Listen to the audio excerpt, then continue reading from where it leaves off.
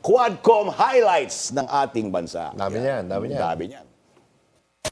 2005 po, when I was 19 years old po, hinanap ko po yung birth certificate po sa tatay ko po kasi kukuha po ako ng mga lisensya at passports po, hiningi ko po sa kanya.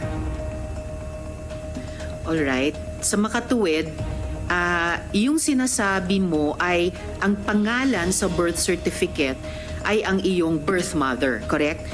Your Honor, lumaki po ako sa farm. Lumaki po ako na, ako lang po. Pinupuntahan po ako ng tatay ko po araw-araw. Sumagot po kayo ng kompleto at makatotohanan sa aming komite. Masasabi ko po, isa po akong victim. Sa mga allegations po, wala po akong kinalaman. Hindi po ako guilty po. Ginamit na instrumento para sa war on drugs na nagbunga ng napakaraming extrajudicial cases. You are For the record, Mr. correct, ma'am. Matagal na ako pumapatay ng tao hanggang ngayon hindi pa sila nakapahal ng kaso. Paling ko siya sa Hindi, wala naman. Ngayon na.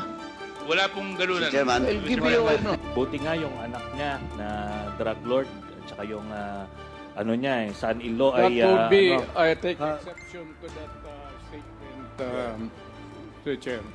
Please, It is not fair and it's my opinion. mischievous. It's my statement. opinion. Ikaw nga pinapapatay mo yung mga suspected. session suspended.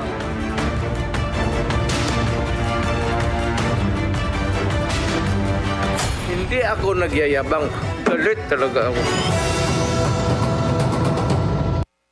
Nako, o yan, natakot ka ba Talaga dyan, si Sek? Tatay Hindi siya Diggs. nagyayabang, galit lang siya. Ang dami talagang hugot line itong taong ito. Oo, No? dami. Hanggang, ang dami ko ng pinatay na tao. Hanggang ngayon, wala pa rin kaso. Wala pa rin. Di ba? Sabi niya, sabi ni Digong.